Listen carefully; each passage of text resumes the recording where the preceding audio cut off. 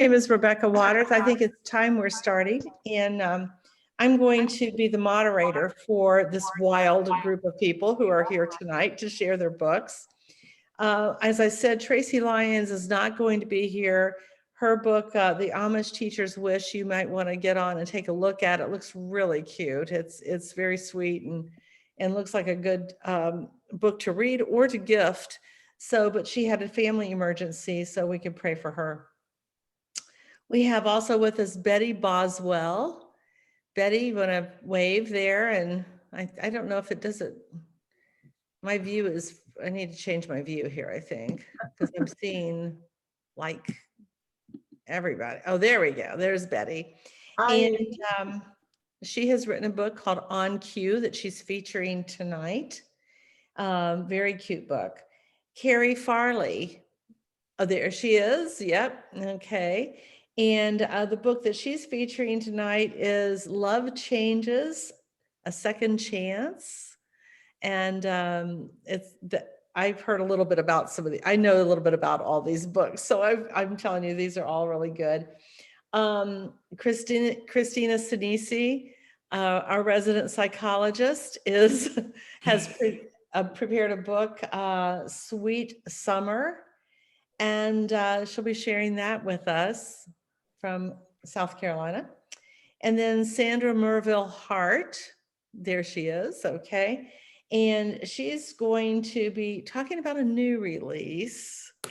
And you're gonna find it very interesting. And I'm gonna let her share, what's the name of your book? Avenue of Betrayal. Avenue of Betrayal. And just to let you know, it's I've read some of Sandra's books, so I'll get into that in just a minute.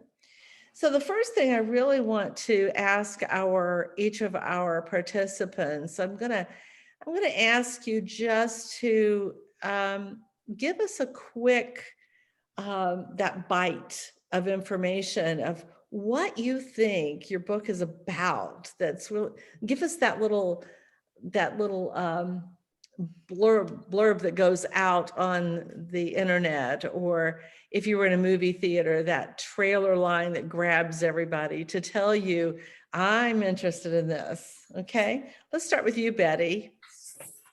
Okay, so On Cue, Jenny is the main character, and she is trying to put together a musical that will raise funds to save the local historical museum.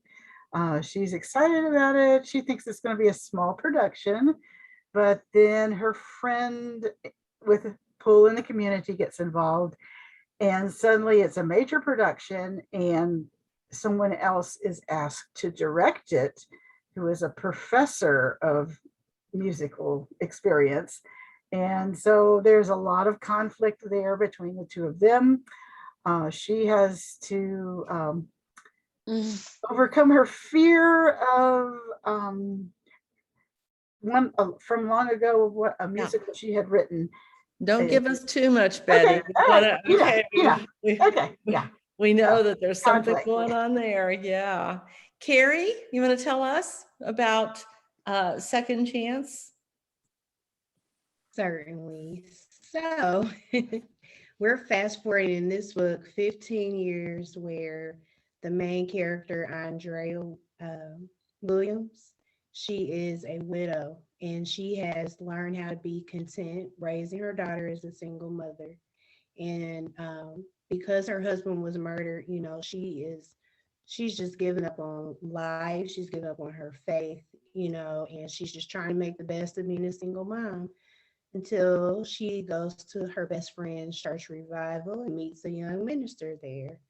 And so in this book, you have to find out, you know, whether she's willing to take a chance at love again, whether she's willing to work on rebuilding her faith in God and trust him that, you know, there is another side to a story versus the one that she's been living for the past 15 years. Good. Okay. Very good. Christina? So my book, Sweet Summer, is about a young lady who takes risks and loves adventures, and she meets up with a history nerd. And and then how do you go from there? Right. And so it's an autobiography. No, Yeah, her husband. I'm not a risk taker, but the The heroine is. woman you would like to be. Yeah. Okay. I love it. And I like that brevity that just captures you enough. She's a risk taker. He's a history nerd. And you know that's going to be a lot of fun. Sandra Hart.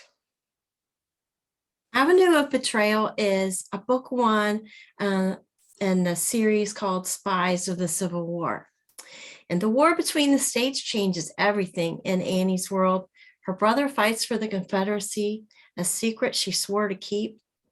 The man she loves is a federal officer and her brother's friend, but he seems to guard a secret of his own. Her world crashes when tragedy strikes. Who can she trust? Ooh, okay. Sounds good. Let me go back here. Let's just go back. I want to talk, maybe not in the same order, but I want to ask a little bit about the setting. We'll start actually with you, Sandy. What the others could be thinking about it. What is the setting? Where does this take place? And I already know from what you said, it's Civil War. So we're talking about a historical perspective here. So Sandy, tell us a little bit about your setting. Book one is set in Washington, D.C. I chose for this series the capital cities of the Union and the Confederacy. Book one is Washington. It was called then Washington City. And so there's soldiers everywhere. People are coming, and these men, these units are coming in to be trained. There's band music. There's musket shots. There drums and bugles. They're learning the different commands. It's chaotic. It's a tent city. There are soldiers in every field, and it is an exciting time. And I learned that there were so many spies. You wouldn't, just within blocks of the president's house, there were people who were spying for the Confederacy, and I wanted to write about it. It was just fun, and it's fascinating, and actual heroes, actual historical figures who were spies. They touched these stories, and not only the Washington, but Arlington, Virginia is a setting. There's scenes in Boston and New York City, Governor's Island, and the Outer Banks, Hatteras Island. So it's just I don't think you'll be bored. Okay. Christina, where does your book take place? Where does this, I'm anxious to see where this history nerd and this adventurous woman meet. Where's In this? Charleston. It's Right in Charleston. In Charleston. My son actually worked as a docent at the Merrill Manuscript Museum in downtown Charleston, which houses Edgar Allan Poe stories and originals and so on. But they also visit Fort Moultrie, Isle of Palms on the beach. So I've lived here, and it's contemporary. It's a modern story. So the press did make me change some real restaurant names and so on, but everything is real as far as the places and so on. And it's the second book in a series. The Christmas Confusion was the first, also set in Charleston, where they go to the Christmas things in Charleston. So yes, lots of beach and fun. Well, both of you have a really interesting, because there are historical connections in those cities that kind of give a tone to those cities. I know that's true. Carrie, how about you? Where's your book set? What's the setting for your book? Yes, so it is actually book two in a love series that I have. And so Andrea, she still lives in her townhome that she stayed in with her ex-husband. Well, not really ex-husband, but the one who was murdered. And they lived in North Buckhead, Georgia. And so she, is symbolic of her not wanting to let go of the memory of her husband and moving forward. So she has not moved from her place. And in all the meanwhile, her friends, everyone else around her has moved. Their lives have changed. So her best friend, who another one of the majority of the scene is in Savannah, Georgia, where her and her husband moved. And that is also where they go to church, where she met that minister. And then I'm kind of giving a spoiler, but there's a third location, and that is Marietta, Georgia, and that's where the minister's church is, where he preaches as well. Great. Are you from Georgia? Do you live in Georgia? I am not, but I do have cousins that stay there, and I really liked North Yeah. Buckhead when I visited my cousin. She lived there, so, Yeah. I fell in love with there. And Savannah was Yeah, really go ahead. pretty. Yes. I visited there. I was just going to say, you've all named so far, and I haven't gotten to you, Betty, yet, but I'm getting there. But you're naming places. When we talk about those settings, I'm going to ask you this question next. So be thinking about it because I started to answer it now, but I don't want to leave Betty out here yet. But think about how, and Betty, you incorporate this in your answer about where the setting is. I think that the settings can almost be like a character in your book. They lend so much vibrancy. So let's go to Betty. What's your setting? And go ahead and tell us if you think that the setting plays an important role in the book. Okay, my setting is a small town in Northwest Ohio, which is where I live, but the town is fictional, kind of based loosely on the town where I used to teach. I just retired, so but in that town, in both the fiction and the real town, there's a home that was a station on the Underground Railroad. And so Jenny's musical is going to be about that home on the Underground Railroad and some people who are escaping to freedom. So that's an important part of the thing. There's also a community college where the play takes place. And there are two different churches that a lot of action takes place. One is in a small urban church, and the other is a more suburban church. So there's basically two. They're both attending a different church, but they both have, similar beliefs, and it's interesting to see how they interact with the different people from the different settings. So but the main part is she's written this musical, and so that home, we tried to find something similar to it to put on our cover. That home really is a part of it.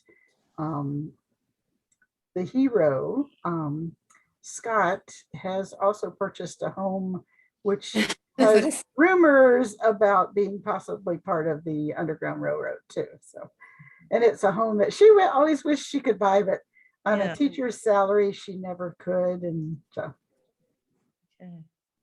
so it definitely played the setting, the houses, the little town, all played a big role in Right. Yeah. Carrie, what about you? You feel the setting is a character, or is the setting up? I know that you have all of that richness of Georgia there. I'm trying to think. In a way, it does, and then kind of in a way it doesn't, because another thing that I did was some places here locally and some businesses here locally, I kind of placed them in Georgia. There you go. And again, just little shout outs here and there for some small businesses. I just wanted that to be a kind of trademark that I have, where, I just like to showcase or shine light on some, small town, business owners. And I just wanted to show them love in my books. So I either had them visiting one of their stores that was down there, or for instance, there was a guy I went to Oakland University in Rochester, Michigan for undergrad. And so there's a guy that I know that I went to school with, and he is a painter. And so I wanted to make sure that, when the minister came into his friend's home, they're like, oh, wow, you have a J. Lockhart collection on your wall. Just I wanted to make sure that I shouted his work out in my book. So in a way, the scenery helps, but then also I kind of had to say no just because I wanted to incorporate a lot of local talent and Yeah, and I think that that's great because actually there are themes that there are themes. I think our authors are suggesting themes of these people who are interacting with each other that you could lift and you could put in different settings. So they're still going to have that conflict and that same kind of interest and that sort of thing. Christina? I would definitely say the setting is a character for me because it's so embedded in the place. These places, the history of Fort Moultrie and so on and so forth, they don't actually exist other places. And also, before the panel started, we talked about, I also had another book that came out last year called Christmas on Ocracoke Island, or just Christmas on Ocracoke. And again, that was after that island. I wrote it about the island returning and recovering after a hurricane had just devastated. So that place could be only a place where you could have that happen. Yeah. Would that actually exist? Yeah. So Yeah. I think the setting is so, I like to think that you really couldn't pick up. I mean, the love story and the romance and that interaction you could have anywhere, but the actual part of the story is so embedded in the place that you couldn't move it. And that's certainly going to be true for Sandy as well, because historically you're going to have some things that are happening that are going to influence your characters as well. Mm-hmm. So yeah, I think there are elements that I'm getting weird messages because my computer wasn't working before. So if I block out here in a minute, but I think that it's really good to know how much the character, the setting is a character in your book, because it does feed that. And how much, if it isn't, then what kinds of things are feeding it? And Carrie has definitely is giving a nod to other people and things that I think that's really special too. Sandy, what about your? Mine is set during the Civil War, and yes, I do believe it. I worked so hard to research the settings, what was going on, what were the people thinking, the attitudes, the battles that were taking place in the background. I worked so hard to find out what was going on. And that it is, I think it is a character in my book because it is so vital. You couldn't take that out and have the same story. It would just go limp. So the Civil War is a very big thing, very big part of it. Ask you this: what piqued your interest in the Civil War? Because you write all Civil War, right, or mostly? I've written mostly Civil War. I write historical is my main thing, but historical set in the United States history. That's what I really like. But the Civil War captivated me from a very young age. I remember when I was about, 5 or 6, I was playing in the living room with my cousins, and my aunts and uncles, mom and dad, they were all gathered around the kitchen table. And that probably happened in your house too, but they were all talking, and something they said captured my attention. They're talking about brother fighting against brother and father against son, and how terrible it was. And I said, the way they were talking, it seemed like it was going on right now. I said, what are you guys talking about? Brothers fighting against brothers? And she said, oh, this was a Civil War. This was a long, long time ago, but it was a terrible war. And I remember thinking, I had a brother And while I did fight with him sometimes, I didn't want him to die. And it just impacted me. I was so little. So every time I heard anything about the Civil War in school or anything at all, it kind of was like, it kind of settled in my imagination. And that bore these stories, it created them in me. Yeah. Christina, I'm going back to you for just a minute because I know you write, and I think our readers are interested in all of these different genres and everything, but we're really talking about are these different settings and different ways that we're getting at romance. We call it, what do we call it in this Matters of the Heart? Mhm. But what, and you write with Love Inspired, correct? No, I'm Anaya Press. Someone else did Love Inspire. Oh, that was our gal who couldn't make it. Trace. Yeah. Right, Tracy. But what is it that piqued your interest in writing that sort of story, that sort of sharing of story? Do you mean romance in particular or just writing story? Because I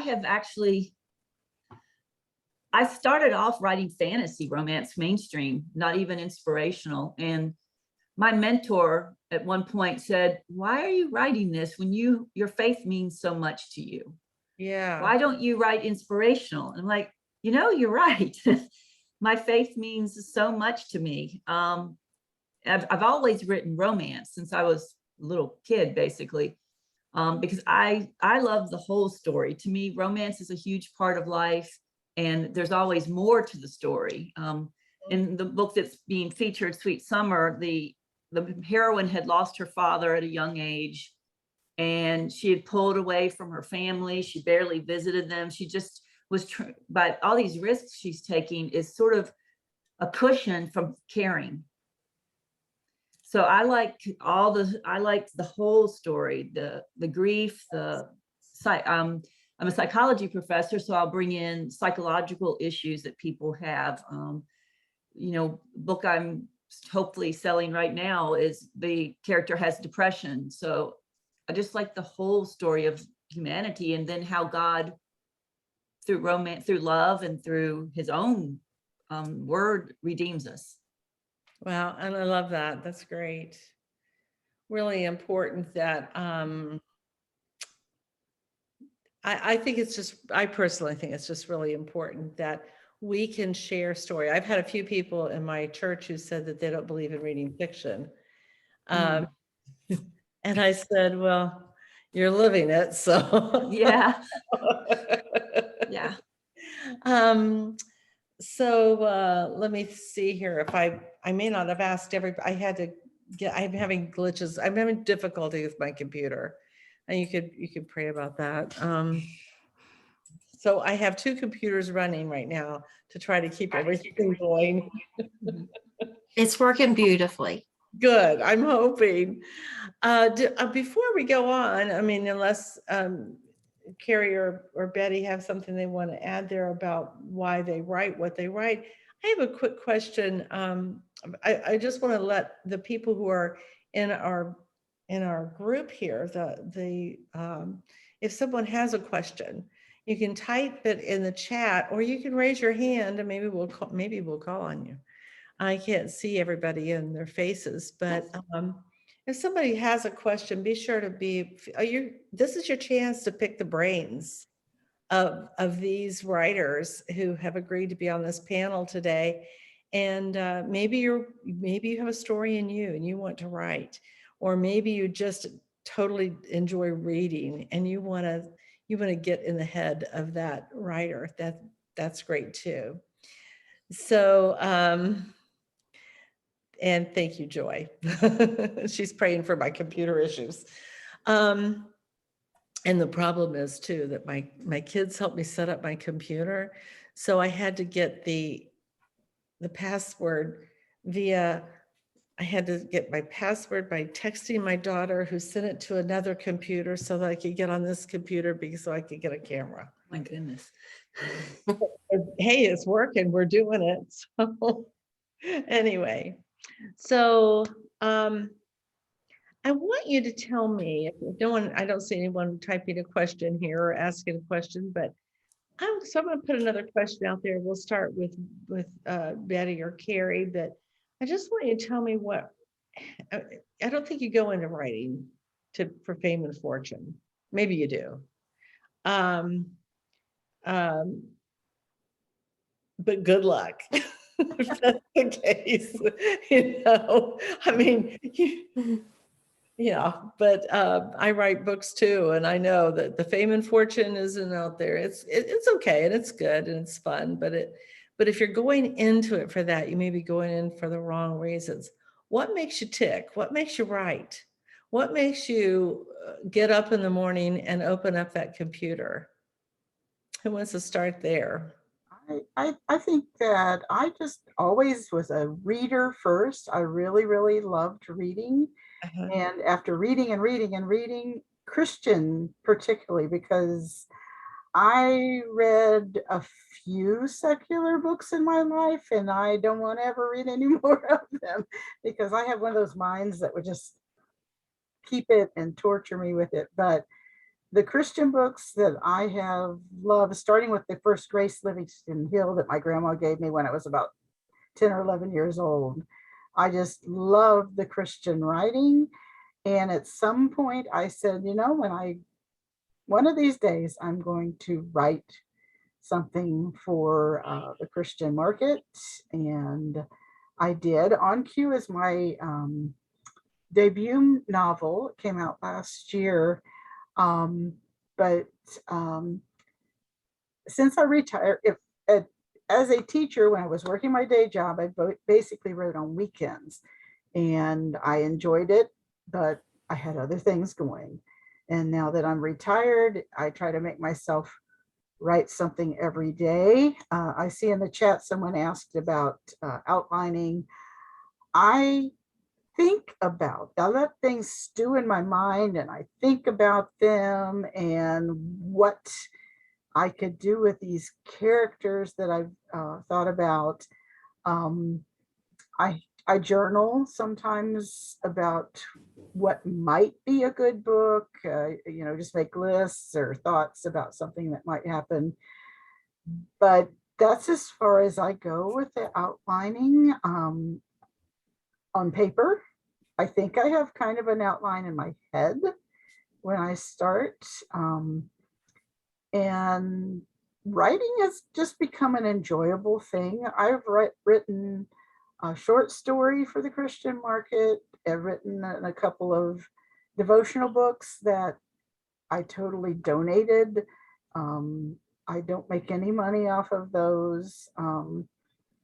And then I've got On Cue, but I've also enjoyed, as a teacher and former teacher, I've done some writing for the educational market, another pretty good, clean market. And so I think I'm a creative person. I think the joy of making something makes me want to do more. So. Oh. I found that, Carrie, we're going to ask you that question too about outlining or how you kind of organize your book. That's always fascinating to people. And as a writer, I don't know about the rest of the writers here, but I know that I can do a really fantastic outline, but my characters don't read it. So they do what they want to do, and I wind up with a whole new story. Carrie, what about you? How do you go about organizing your writing and setting things up? Well, interesting. So my second book, which is the one that we're talking about tonight, Love Changes, and its sequel, I actually I didn't have an outline. I literally just sat down at the computer and started typing. And that's something that I've done even when I won essay contests in high school, even when I wrote my first book, I would just sit down and just write and let the characters go where they go. And actually, it was therapeutic for me. My husband and I were separated during that time. So, a lot of those emotions and feelings that come in that book stem from things that I went through. So, it was more therapeutic for me to write. I didn't write with the angle of, oh, I'm going to sell this book or anything of that nature. It was just when I had a couple of my friends reading, they're like, oh my gosh, Carrie, you have to, they're like, now this is the second book. You need to put these out. But it's just more so, just sitting down and it being therapeutic for me.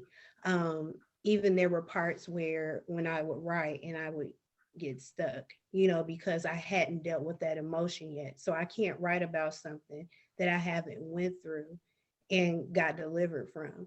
Once I did that, then I could walk my character through that process. It was literally like she's going through this process of these emotions, these feelings. You know, she was going through basically what I was going through, just a different scenario, of course, because I made her up in my mind.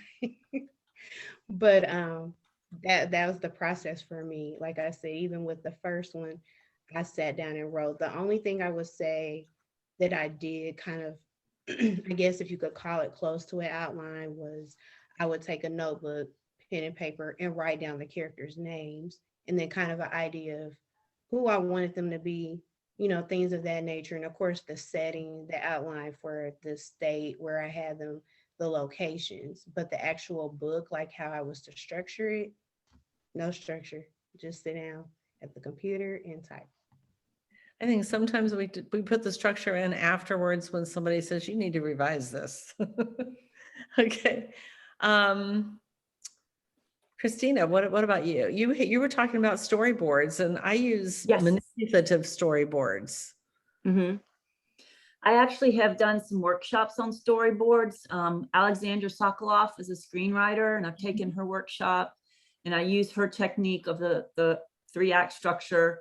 And it's I love it because you have note cards and you put Post-it notes off, and you change your mind. You can take the Post-it note off and put a new one on if something changes. And I don't know that I don't stick to the storyboard exactly, but if you do get stuck, it's there. Yeah. To pull you back in, and having that structure helps to get going. So I definitely love the storyboard, and I work everything out on it first. I have that on my blog, as I said, and you'd have to scroll down a little bit. If there are any authors here as well, I'd love to have guests on my blog. Love to feature your books and so on. I'm the only Christina Sinisi pretty much on the internet, so I'm pretty easy to find. Pretty easy to find. Okay, good. But I do love storyboarding. Yeah, I do too, but now I've taken to doing it more manipulative because I was writing a suspense novel, and my character, make sure I had all of my, so I used toys from my grandchildren's toy chests that have, the Tasmanian devil is definitely a bad guy, And so the Energizer Bunny, you know who that is. So anyway, but I have all those, I can move them around and make sure they're at the right place at the right time. That So, makes sense. I use different, and the Post-it notes have different colors for the different characters and so on. So it can be very helpful. So what question have I not asked that you're really hoping I would have asked?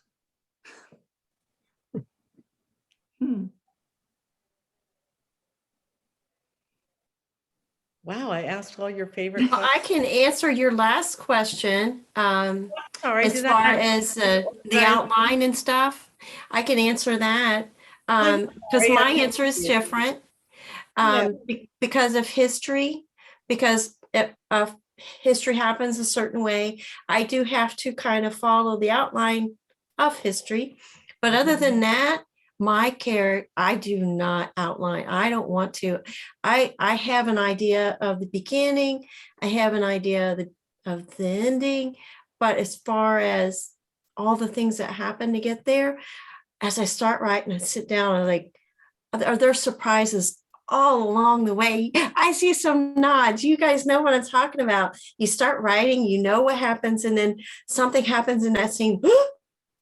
Where did that person come from? I don't even, it's just a total surprise when they come in the room, or I didn't know he thought that way, or it's just so much fun. It's very creative. But for me, I when I write something that actually happened in history, I have to follow the history. Other than that, that's my only outline. Makes sense. And I'm sorry that I kind of missed you there. Oh, that's all right. Any questions from our audience that any other questions? You can speak, you can unmute yourself, and we like to talk with people here. Or you can keep eating your dinner. I'm excited to say that I finished my second full manuscript, and it's in the hands of my critique partner right now, but I'm Good. hoping by the end of this month I can send it off to the publisher and see if they're interested. So. Joy, you had a question, right? Yeah, and I'd like to know from each of the authors, what is your favorite character you've written?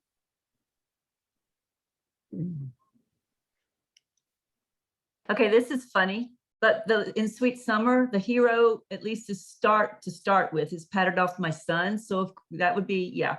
I have to say my own kid. But otherwise, I couldn't choose. That's allowable. While they're thinking, I'll just share that, Joy, that when I'm writing, I have found that some of my favorite characters are not my main characters. Yeah. Some of my favorite characters, I can give them a little spunk, a little personality, but I don't have to keep that going or sustain that, because they're just sort of pop in and out. But I kind of like those characters a lot and think I would like to get to know them better, but they're some of my favorite ones. That's why I asked. For me, I'm sorry, did I interrupt you? It's okay. I was just going to say, so many times people focus on the hero and heroine so much that they might miss, and I'm talking a reader, they might miss the nugget of one of the secondary characters. And that's why I asked the question. I wondered if you as writers, authors, had favorites, and they don't have to be heroes or heroines. Yeah. Well, I think I'll let you guys in on a little secret. I sometimes put my mom or my dad, they've been gone a long time, and my grandma, my grandpa, people that I love and I miss, sometimes they show up in my stories, and those stories mean so much to me. And nobody knows. I mean, you guys are not going to know because when I put them in my characters, they're usually not the age of my dad or the age of their, but they have their personality, and they're so much fun to write. They're so much fun, to immerse myself in their world and just feel like I'm spending a little time with them again. And it means a lot to me. And I hope that the fact that I love that character so much probably reflects for the reader as well, I imagine. I imagine it does. Yeah, I'm going to feed off of that and say the short story that I had published in an anthology was called Fred's Gift. And Fred was not the main character. He was the parent of one of the characters, but he was my dad through and through. And I read that story, Betty. That was excellent. Really enjoyed it. I was going to say that is so crazy that you guys bring that up, because my favorite character is Mother Helen. I have a old church mother in the book, and even though she's a woman, my father, before he passed, he's been gone now 4 years, but he was instrumental in my husband and I reconciling in our marriage. And so Mother Helen, in a way, has some things that she shares with the main character, Andrea, during the book. And I kind of have it very similar, the conversation that she has with Andrea is the same conversation my father had with me in hospice. So Wow. She is definitely my favorite character because she helps a lot of different things to move forward in the second and the sequel. And doesn't it kind of heal something in you to write that? Definitely. Definitely. Peace and So, comfort. Christina, we're all getting therapy through our writing, so Yeah. you know what we're going through. I am a psychology researcher. I'm not a therapist. That's good. Yeah. Yeah, I'm not analyzing anybody. Actually, in truth, psychology is a great field to study for character development. It really That's is. actually why I majored in it. That Mhm. was my goal. That was my reasoning to be a psychology major. And Natalie And, has, oh, I'm sorry. I was actually going to answer Natalie's question about the characters' faces. Yes. I actually, as a professor, I have had all these wonderful students over the years. And so I actually have pictured students and I'll, these are often students that I became, alumni, people who graduated. I'm friends with them after they graduated years later. And I'll say, this character in this book is you. I mean, it starts off as you and then they become their own person. And then they're like, oh, this is my book. So they have a connection with my book. So if we have not time, famous people. if we have time, I'll tell you guys a really funny story, but we have about 8 minutes. So anything else that our panel wants to share, or let's just go through again. We have Bettie Boswell has On Cue that you can find in the bookstore there. Carrie has Love Changes, A Second Chance. And you can find that in the online bookstore as well. Christina Sinisi has Sweet Summer, and Sandra Hart has, there it is. They're holding up their books. Okay. I didn't know it was out, Sandra. I thought it was This coming. is a galley print. That's why this is not for resale. Okay. Oh, I can't see that part on there. Okay. But this is the cover. Okay. Okay. It looks really good. Thank you. So I'll tell you do you mind if I share a quick funny story since we're talking about characters? No, go ahead. When I wrote Breathing on Our Own, it was my first novel, and there's a story about an older couple, well, not older couple, they're getting ready for retirement, but they're, approaching that age. Their married daughter has an accident, and she caused the accident and caused the death of someone else. And there's a lot of ramifications here. She was driving under the influence. So my husband and my kids had all read the first copy and the first draft and everything. We're at a hibachi grill, where they cook in front of you, the Japanese grill.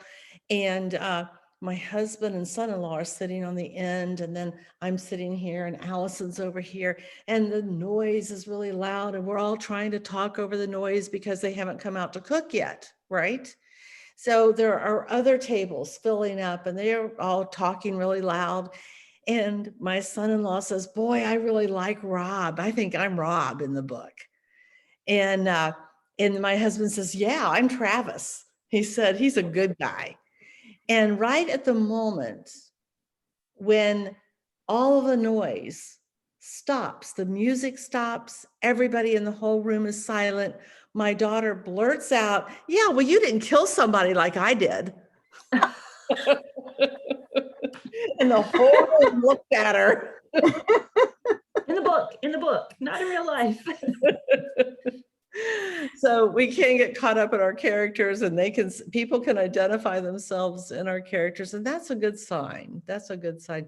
I want to thank our authors for being here. Christina, thank you very much. I look forward to reading your books, and I'll hop down to Charleston the next time I'm down that way in Garden City or Murrells Inlet.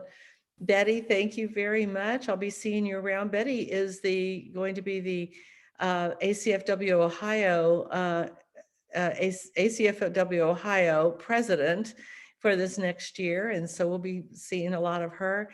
Sandra, thank you very much. I'll be seeing you as well. Appreciate you. And Carrie, look forward to reading your book. I think you guys did a really, really nice job on our panel. And I hope you enjoy the rest of the evening. You have 4 minutes, children. You may talk quietly among yourselves. Oh, I Tricia will. has her, oh, that's a clapping hand. Thank you, Rebecca. Thank you for moderating. Appreciate Thank it. you. Great job. You're It was welcome. nice. Yes. It was really good. Good. I'm glad you enjoyed it. Glad it worked out for everybody. And Yeah, thanks I to actually everyone sold who a, asked a, questions. go ahead, Carrie. I was Carrie. just saying thanks to everyone who asked questions. Yeah, you guys did a wonderful job. And if you do have time, you could hop over that. The bookstore is in the Faith and Fellowship site, so you can actually order the books. You can scan them, look at them, and everything. You can buy them also through